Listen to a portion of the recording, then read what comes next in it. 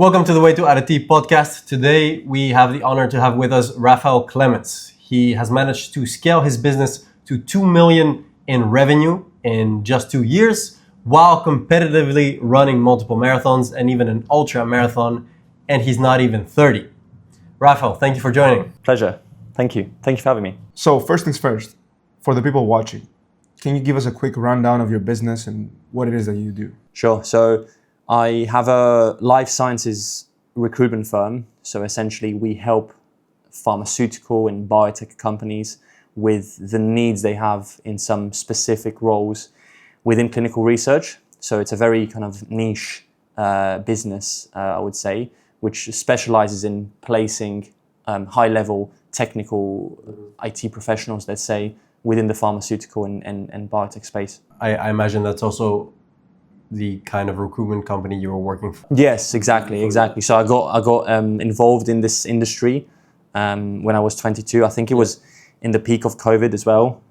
So I started recruitment in 2020, right. and of course, at that time, life sciences was a boom. I mean, not that it's any time in recession. It's a very much recession-proof industry. We don't have ups and downs. Like it's always kind of in a good spot. Unlike other industries like finance or tech, which goes up and down.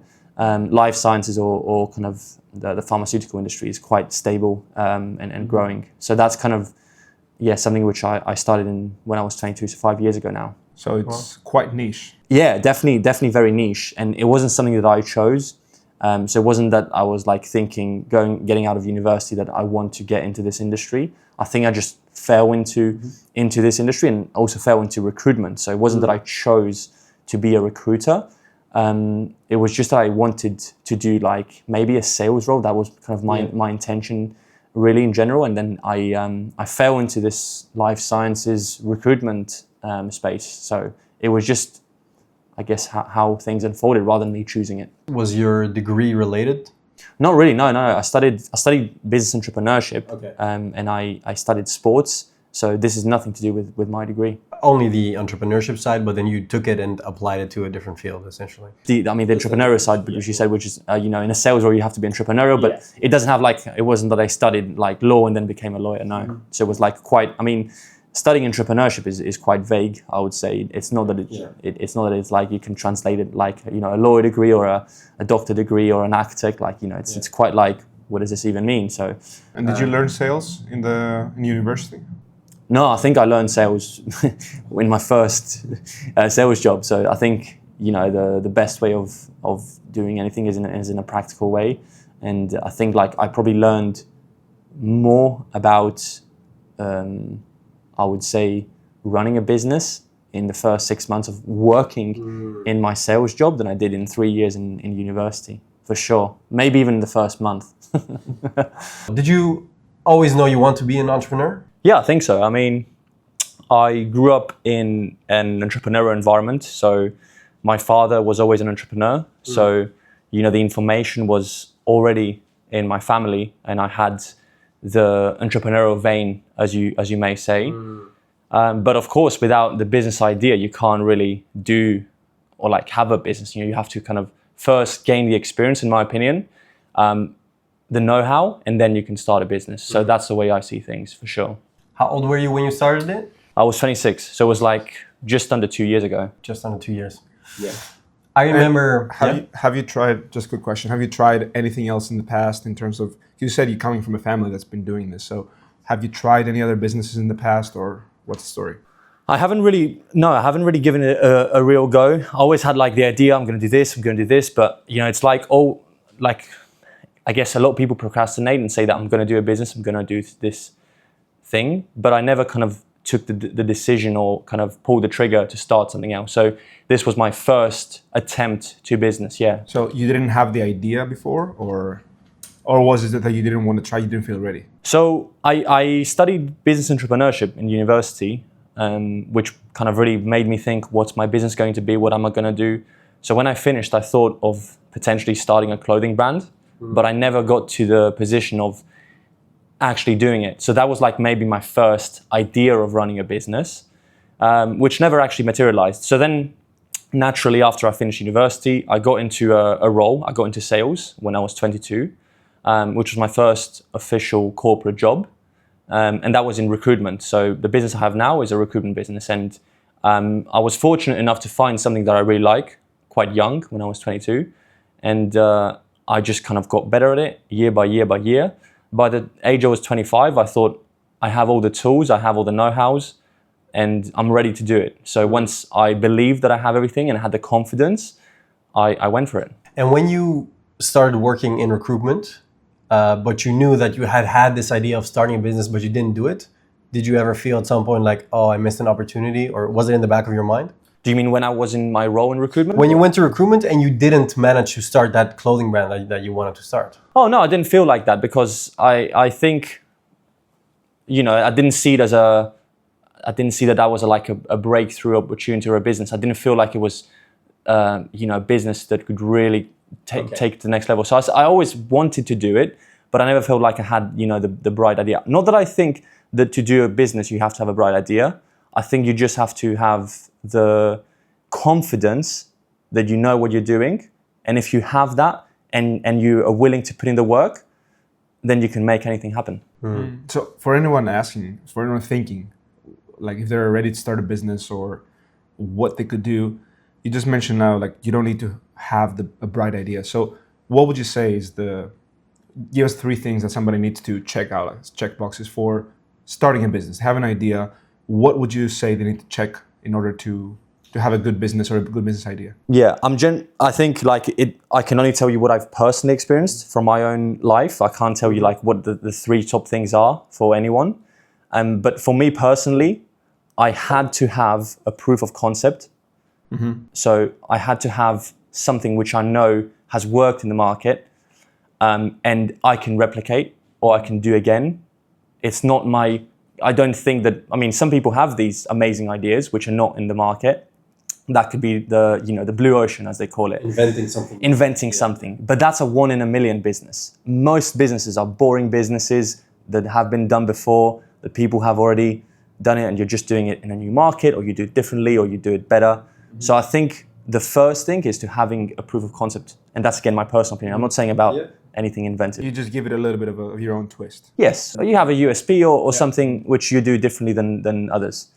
I think the second one is that you have to be committed and hardworking. This is not like a 50-50 game where you're like, maybe I want to do this, but I'm not so sure. If you want to do a business, you have to be 100% committed.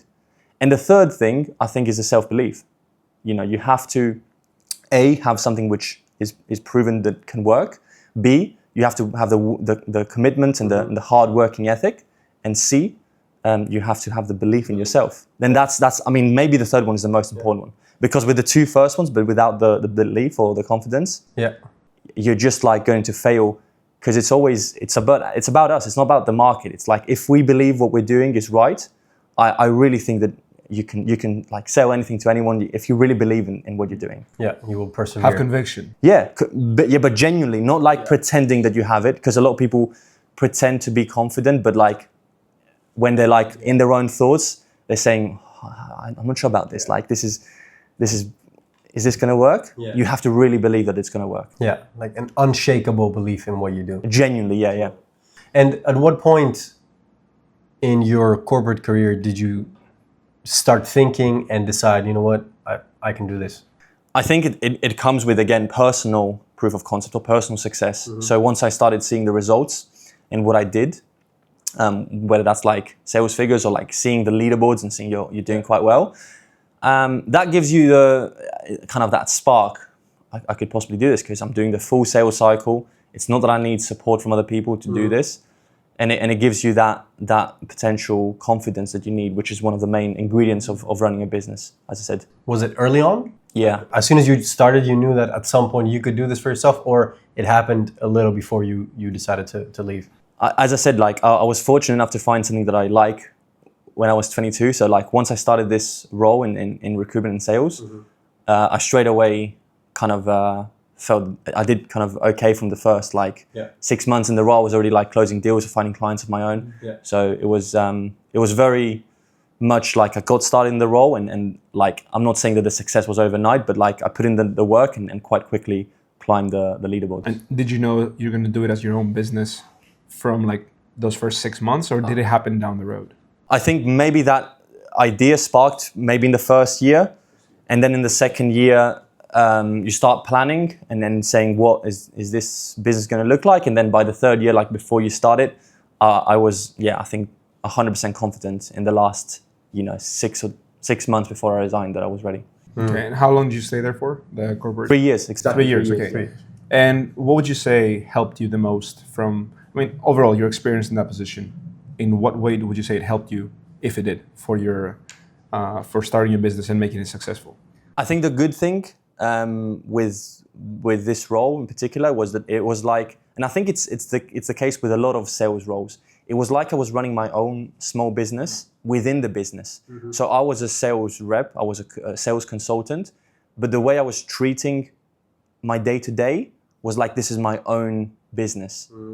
So yes, I had the support from the compliance team, from the admin team and everything, but it was essentially a test run for your own business. And I think that's the whole point of being in a sales role. You have in a sense. I think most positions in sales do that. Like it's kind of like the perfect like middle thing between being an employee and having your own business. Like the thing right in between that is sales. Yeah, it's like you get paid off commissions. You have like. If your business would do better, you would get more money. So that's exactly. You're incentivized. You're incentivized. Like you don't go to work, and you know the amount of money you're going to earn. You can pick up the phone, make a call, and all of a sudden you're earning more money next month. Yeah. So that's maybe the element of running a business. I have a quick question on that, because a lot of people are thinking, they don't like their job, they want to start a business. Did you start a business just kind of like going straight into it because you knew you had it, or did you kind of like build a safety net, like maybe you had some savings to make sure you had money to keep you running? Like, how did you do it exactly? I had money to keep me running for 6 months. So I didn't have a big safety net, and I don't think that necessarily you needed a big safety net. Well, 6 months. I'd say 6 months is it's quite pretty good. So it wasn't like I had loads of savings. I just had enough where I give it a very good run, and then I'm like, I have to either like go back to like working for someone else, or I've already gone and then made it.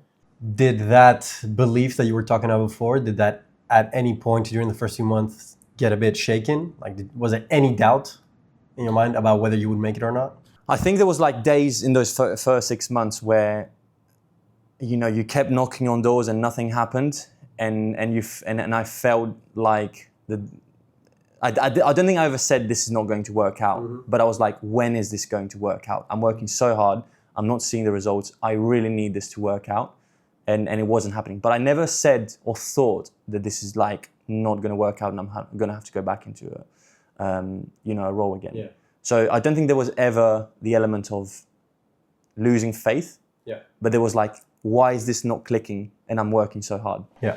So you didn't consider quitting? That wasn't an option? No, never. But there was some impatience, let's say. Impatience. Yeah, I think that's for sure. Like, I think not that I think impatience is a good quality, but I think you have to have like that element of being on edge, urgency. Right. How did you deal with that? I just kept working harder, because I was like, the only way that this feeling that I have of, dissatisfaction that I'm not getting customers through the door whilst I'm starting, distress, is only going to go away if I get some customers through the door. So my, what I was doing is I was just kind of kept going and kept knocking more doors just to get things rolling. When did it change? When was at what point was there a change? Because you've achieved so much in under 2 years.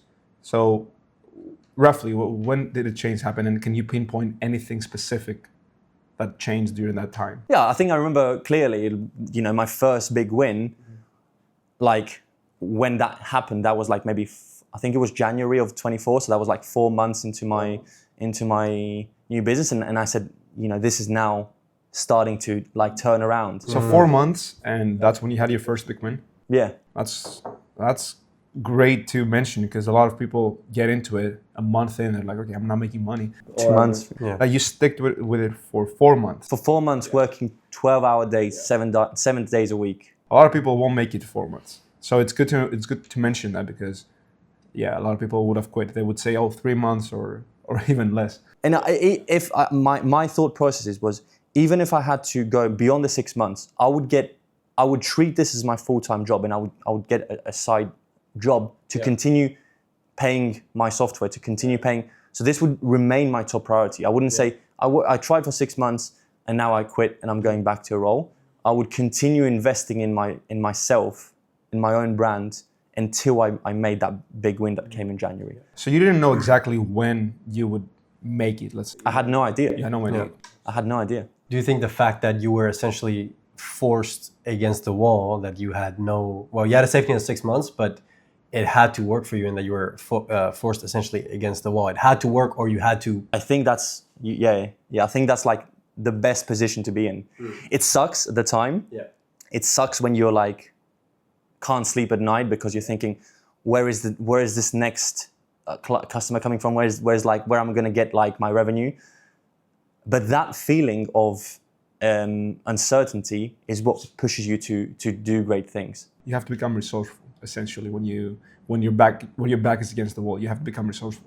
Yeah, exactly. You have to figure out things that you wouldn't do if you were comfortable, if you were just doing just fine, you know. Yeah, it's the same with other elements as well, like in terms of fitness as well. Like if you're not, satisfied with how you are looking, then that's when you like strive for change. If you're comfortable, then you're like not really making any progress. So it's the same thing applies to, fitness or work, I would say. Well, so some people consider, having a main job and then starting their business on the side, and that maybe for them that would be a bit safer way of approaching it. Is that something you ever consider at some point? Or you were like, I'm going all in? I think the latter. And I think so because with what you say of a side hustle, you don't have that sense of urgency. You don't have that sense of uncertainty. You can sleep at night easily because you're still paying rent. You're safe. You're safe. Whereas if you're got no income and this is it, you in a way are forced to make it. To make it work, yeah. You have to. Yeah. And also it depends on the position, right? Because I know a lot of people some people might have a more relaxed position where they don't have to stress too much, and maybe they have a lot of time left, and then they're a lot of mental energy. But I know in sales, it's not the same. Like if you do 10-hour days in your main job in sales, then you can't run a business on another 4 hours. Yeah, there's a lot of it's a mental toll that sales takes out of you. So it's hard. I didn't try it, but I know it's like hard to do. I think we can only focus on one thing in general. But again, it could be like that you're balancing out, a fitness life and a work life. But again, it's kind of a mutual goal, and you're always prioritizing one over the other. Yeah. You can't just... There's different phases in life when you definitely prioritize something more. And we get into fitness because you've done some amazing things with fitness, and we want to get into that. But before we move away from what we were already talking, you said 6 months. You had 6 months saved up. A lot of people, and myself included, believe that 6 months is enough time to change your life. What do you think about that? Yeah, I think so. I mean, it may not be 6 months, it may be 7. Yeah, okay. It may be 10, it may be 12. But it's the element of not giving up after 6 months. Like if you say, I'm giving it 6 months, and if it doesn't work out, then I'm going back.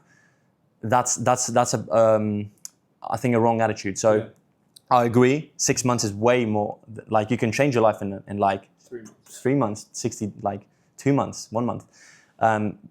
But I think, it's a good enough timeline to, get the water under the bridge, get things rolling. But if you're genuinely committed to this. But even if it hadn't worked in 6 months, you approach it more with a longer term mindset, Exactly. saying, even if it takes 12 months, 24, I don't care. 5 years, I don't care. Yeah. Right. A lot of people might think that, okay, 5 years, how am I going to take care of my bills or my day-to-day? Just you can get a weekend job. I agree. And during the weekend just try to earn money as doing just enough to keep the lights on, and then when you're in the week, when the market is moving, you go back to your focus. Yeah.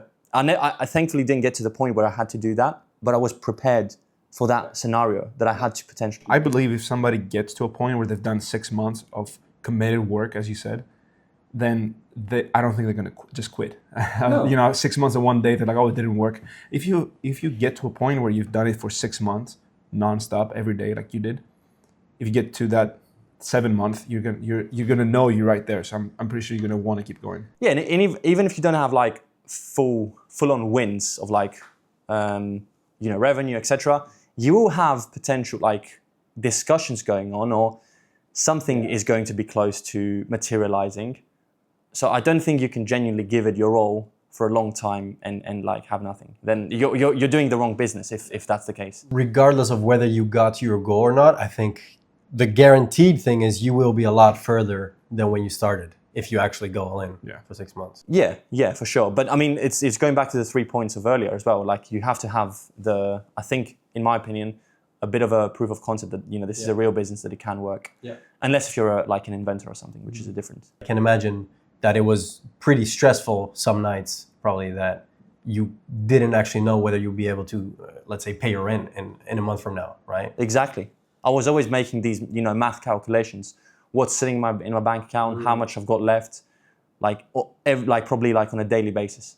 Like that's probably not as productive, but like that's the kind of thoughts that you get at night when you're like thinking about like what's this. How long do I have left until I have to change things? I think a lot of people can also underestimate that sometimes when it comes to starting a business. And the other day I watched The Apprentice, Donald Trump's movie, and he talks about how you need to have something within you, like the entrepreneurial vein you talked about, right? Do you think everyone can be an entrepreneur, or maybe it's not for everyone? I don't think I can say that for other people. I think that I think it's everything about like the environment you grew up on, or like the kind of the information you take from other people. So if you don't have maybe people that you look up to which are entrepreneurs, and it's something different, maybe you won't even want to become one. Maybe you want to become an athlete or something else. So I think everything is about information that we take from the outside, and how we interpret it, and then what we want to become. Yeah. So I think yes and no. Some people may want to do it, some others not, but everyone could have the potential to do it. Yeah. Right. If someone wants to do it and they go all in, they can probably do it. And they have the 3 points we talked about before. Yeah, for sure. So it's not something that some people have and some people don't have. You believe anybody could do it. I believe anyone can do it, yes, for sure. Speaking of being an athlete, you also ran a few marathons this past year. Yeah, I did.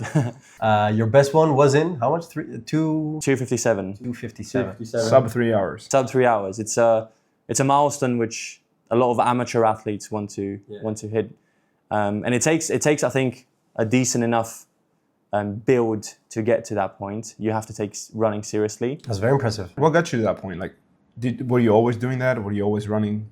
I was always athletic, so growing up I played football, and then probably in my early 20s I started running a little bit, and then you're like, maybe I sign up for a marathon, and then you do a marathon, and then it's not the time that you wanted or you aimed for, because it's your first one, which was the case with me. I did a 3:52 marathon, so like it was just a normal time, I would say, for someone that has trained a little bit, is athletic. And then you say like, okay, I want to bring it down. I want to take it to like 3:30. And then you say, I want to bring it down. I want to go to sub 3.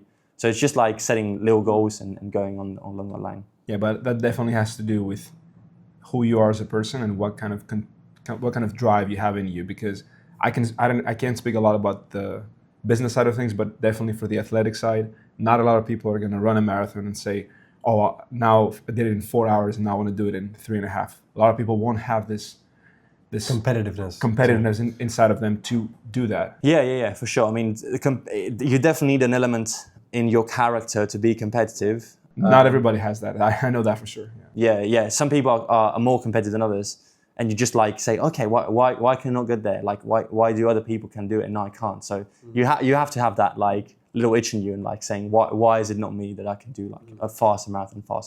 During those first 6 months that you were so focused on, getting your business off the ground and also surviving, were you still running during that time? I was still running, yeah, because I think it's important to.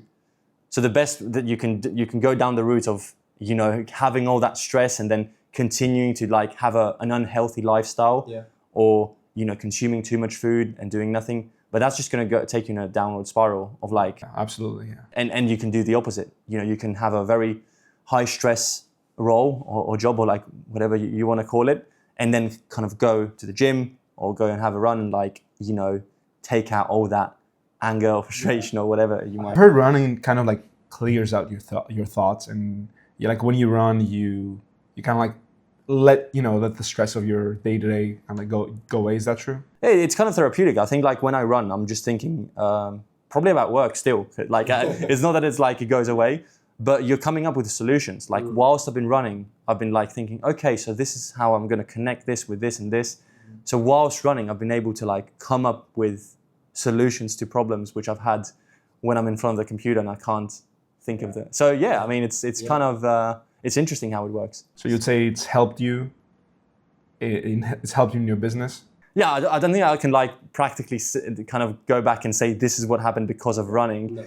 But I definitely would say that it's helped me clear my mind and then go back to like, if it's like a lunch run, go back into the second half of the day, feeling refreshed and you know, feeling ready to go again. So it's definitely helped me in a positive way, 100%. A lot of high performance or coaches for high performance, and I'm talking multi-million-dollar companies, also recommend what you just said, running during lunchtime, for example, and they call it kind of the second wind workout. Can you describe that feeling when, for example, you get to a certain point in a marathon and you're tired and you think it's over?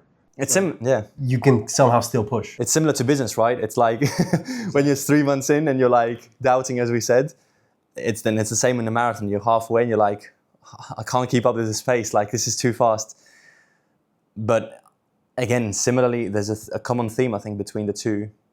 There's the element of being prepared for it and having that element of going into the run, going into the business, the confidence, but also the proof of concept of like building up for a marathon, not just like rocking up on the day and expecting to keep the pace up, but you have to put the work in before. Right. It's similar to like building a business, having a proof of like knowing what you're going into and having that element of know-how. How many marathons did you run before you got the 257? I've run 3 marathons and 1 ultra, which you touched on, but that's a different experience. That's more about the mind. That was 107? 107 kilometers, yeah. So like 60 miles, something. And it was overnight as well, right? Yeah, we started at 7 p.m. 7 p.m. Yeah. That's late. That's my bedtime. Yeah. And then we went all the way to like 11 a.m. So it was like an overnight. 7 to 11. So how long did it take you to run that? So it was just under 16 hours. It took us 15 hours and 15 minutes. And it was definitely the most the most interesting night I would say I've ever had, because like the emotions that go through your head are just like crazy. You know, you have the ups and downs. It's like a roller coaster of emotions. How did you feel at like kilometer 50, let's say, halfway? It's an interesting thing you say, because again, it goes back to the mind. It's all about setting expectations. If you say you're going to go out for a 50K run, by kilometer 48 or 49, you'll think, I'm done, I have nothing in me, I have nothing left. When you have 107 kilometers to run and you're in kilometer 50, you're fine, because you're saying, I've got another 57 to go. You can't throw in the towel. But then once I was at 107, I was like, this is it, I can't go anymore. But then again, this makes you think that the barriers we put in our mind are artificial. Yeah. You know, if I had to run another 20K at the end of it and it was 127, I would still run it, but you had to like manage my expectations from the starting line, not at the finish line, and say, because if you told me the finish line, you got 20 more K, I couldn't do it. That's so interesting. I can imagine that maybe once you get at kilometer 80, 90, you haven't slept at all. I can imagine that there's also some physical limit you might reach, no? Maybe your legs, something's locking, some cramp or anything. Or did you experience any of that, or was it purely a mental battle? I thankfully didn't have any major injuries or like major I would say physical pains, thankfully. But I think like having done the preparation right, having done the maybe like a 6-month serious build of going in and like doing a weekly progress of your mileage, and going into it and having the right nutrition plan and the right, on the day nutrition as well, drinking enough fluids and consuming enough calories. Yeah. All these points like compiled, I think you should be able to still push through what your mind is giving you as like, these barriers are like, I can't go anymore. What was the hardest point? The hardest point, I mean, we had a very big mountain at the beginning. Yeah. So we had a very big mountain in like kilometer like 35 to 50. And I was thinking, this is like, it's too windy. It's like 11 p.m. I've got like another 60K to go. And like, I don't know how this is gonna work out. So like all these demons are starting to like play up in your mind. But thankfully you push through that mountain, you go through and then all of a sudden it's like all okay. How much of it was the course very, was there a lot of incline? Was it very hilly? It was hilly, yeah. It was two mountains. So it was like, it was like the first mountain, which was like 1,000 meters of elevation. And then it went down and then it went back up to another 1,000. So like in total was 2,000 meters of elevation, which is two mountains. And I think the first mountain was the harder because the second one, you already know what to expect and you're approaching the finish line.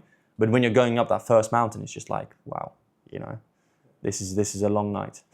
You have all the elements against you. You have the hills, you have the wind. It's night, you're supposed to be sleeping. I can imagine a lot of people are thinking like, why would you do something like this to yourself? I think it's to prove to yourself that your mind is stronger than your body.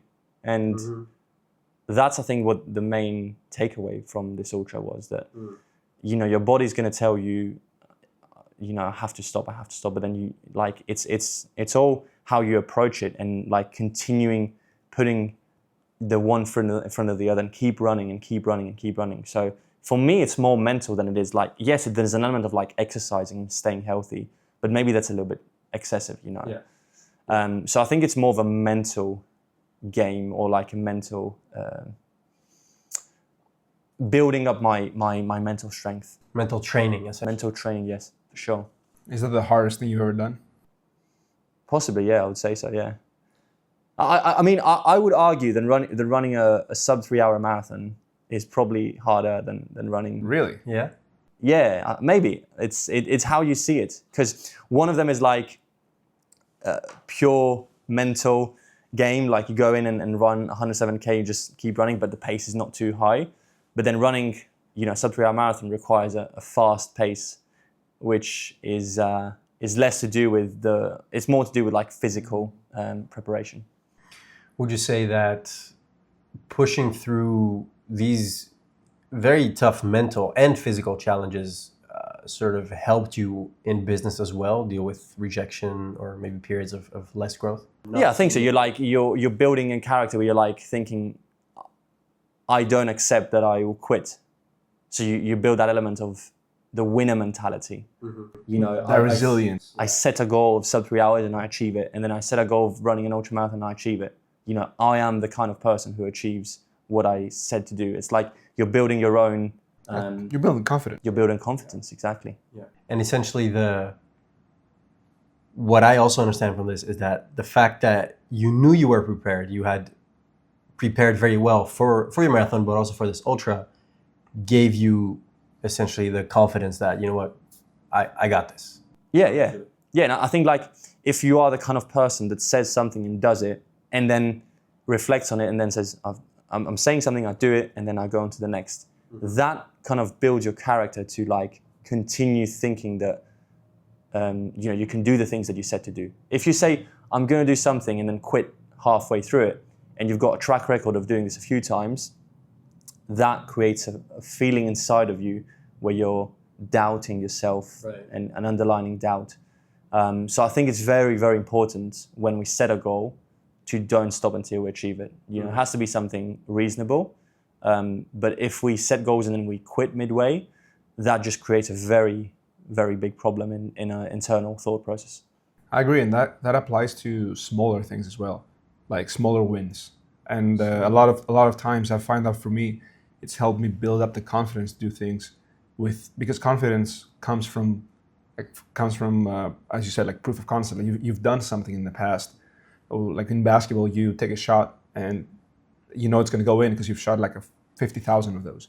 And it's the same thing with everything. So the more you win on a daily basis, even small things like you take a cold shower, you go to the gym when you're not feeling like it, those wins stack up, and you start building this confidence. Yeah. And it doesn't have to be specifically, as you're proof of that, it doesn't have to be in your business, but if you're winning with everything that you can, if you're winning it with running, if you're doing all these things, you are going to be more confident with yourself. You're going to trust yourself. Yeah, and even in basketball, if you make 4 shots and you go and take the 5th one, I think you already, when you touch the ball, you know this is going to go well. You're in the zone, as they say. You've made 2 or 3 shots, and it's the opposite. If you've missed the first 2 or 3 shots, then you take the 4th one. Yeah, but it's different in life because you kind of know how to, like, you got maybe with I mean, there's an element of like being, practicing shooting, but I would say that like if you set a goal and you go and do it, it's different than like taking one shot where like it could go slightly wrong.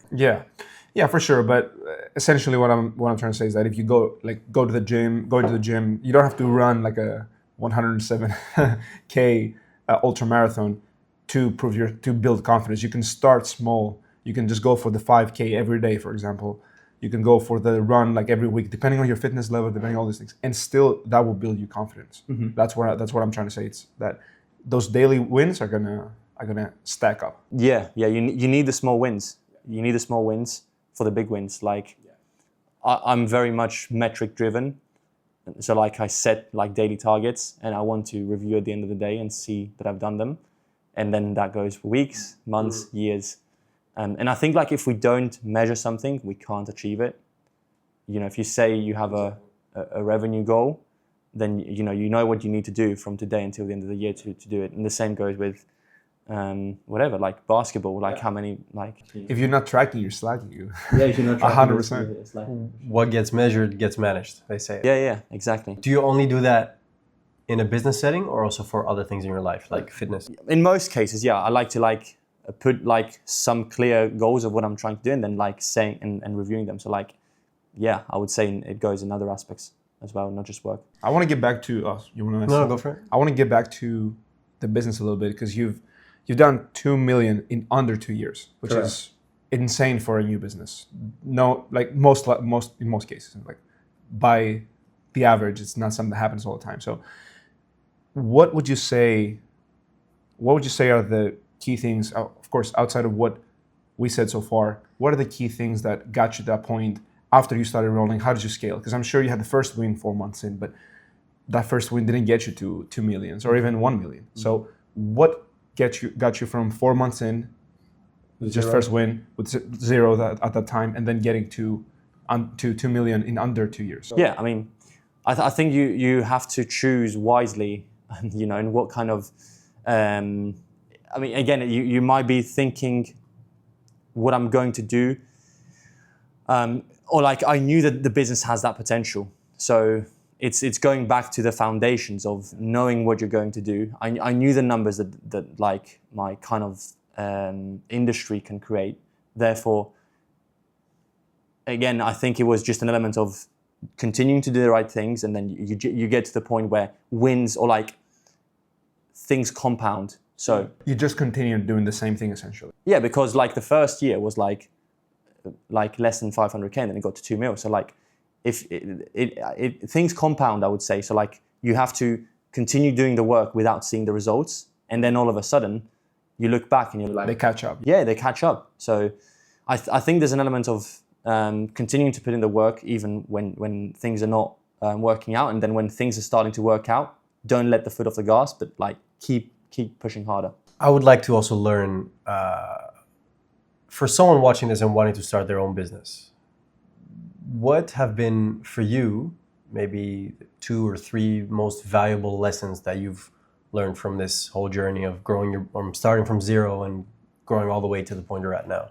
Yeah, I think so. People is everything. Like people is everything. Like our interaction with the people and the way we communicate is so important. And what's particularly helped me is being transparent with people and not trying to cut corners, and being very effective and, in managing expectations, in like giving them the full picture, not trying to cut things which you now may withhold, but it's going to be a problem down the line. So I think having those open, transparent conversations and not trying to really, cut corners in business, I think is the most important thing. So communication and being very, very kind of transparent with people has been like, I would say, my biggest takeaway for sure. Takeaway business-wise, or do you also have one on maybe a more personal level? For me, Raphael, or for you. I think it's a similar thing. Like, it's both. I would say, you just have to treat other people like you want to be treated, and I think that communication element, which I said is really important, and that's kind of the main driver. And I think like people will see this, and then they're going to be like recommending you to someone else and do business with them. You build trust. Yeah, exactly. But it has to be genuine. Like, it can't just be pretending that you're doing something for someone. But I think like having an open book and being very transparent with everything is very important. Yeah, I agree. It should be the foundation in your business and in your personal life. Mm-hmm. By far, it will help you a lot more than doing the opposite would. Like even if it's uncomfortable sometimes, it's better to set things straight and make sure you. Yeah, I think there's a quote saying like the quality of life you have will depend on the number of tough conversations you're willing to have. I don't know if that's exactly the quote. I may be misquoting here, but like that's really what I'm trying to get at. Like it may be a difficult call, and if you postpone it, that stacks up. So as wins compound, these things also compound. Right. So if you're not willing to pick up the phone and have that tough conversation with someone who you have to communicate something to them, then it's just going to like stack up. So you have to be willing to have these tough conversations. It's very interesting because we are going to talk about that in one of our future episodes about how it's actually scientific that doing hard things makes your life easier because it physically develops a part of your brain called the AMCC. Mm-hmm. And so doing hard things changes you physiologically. Like it grows a part of your brain. Exactly. That applies to. Yeah. So like before you make the call, it sucks. But once you've made it, it's relief. And the same goes, you like really don't want to take that cold shower, or you really don't want to have that hard work. The next one is a little bit easier. The next one's a little bit easier, but also once you've done it, you're like, wow, that's really, and I can breathe again. And it's just that thing where once you understand this and you kind of unlock that thing in your brain, and then you start, okay, now this is how it works. This is the hard thing that I have to do, and then this is going to be making me feel better. So it applies to everything, all kind of decisions we make. It just goes against who we are, because as people, from the survival instinct, we avoid discomfort, we avoid the hard tough things. Conversations. Yeah. We avoid everything that feels bad, because anything uncomfortable, right? Anything uncomfortable. We are programmed to avoid it. So that's why it's so rewarding when you actually start facing it head on. And the science behind this is amazing, and we're going to talk about that in another episode. Yeah, absolutely. So I wanted to ask the final thing for me at least is, for you, what's next? Like you've done all these amazing things so far. Like what's next? I think continuing what I've been doing, and continuing to grow my business. It's what I love. It's what I want to continue doing in my life. I don't see my work as a job, but I see it as like what I wake up and I get to do, and I'm really privileged to have that feeling. I know it's not always the case. So it's just continuing on this journey of business. I guess from a fitness perspective, continuing to improve, my marathon times, get it to 2:45 maybe. Is that the next goal? That's the next goal. 2:45. Maybe when we do the podcast, it'll be 2:30. So that's kind of. When are you doing the next marathon? I think I haven't booked one yet, but I think it's going to be within this year. So within 2025, I'm setting the goal. So are you going for 2:45? Yeah, I'm going for 2:45. I've got 6 months, so hopefully we get there. Awesome. And you mentioned you're also very metric or data driven. If you want to share, do you have also a goal revenue wise for the next time we meet for the podcast? It depends on when we meet. Right? That's a very good point. It depends how well we meet, but like continuing to grow. I mean, doubling it in terms of year on year is kind of really where we're looking to go. yeah. Awesome. Well, Raphael, it has been a very insightful conversation for me, at least, on Absolutely. what it really is to start your business and scale it to that extent at your age. I'm sure a lot of the listeners have been able to draw a lot of value from this as well. I want to thank you very much for joining and being here. And, Absolutely, it was amazing. And you haven't mentioned the age, I think, to the people watching. I'm 27. Yeah, 27. 27. Yeah. Thank you guys. Thank you for having me. Well, guys, until next time.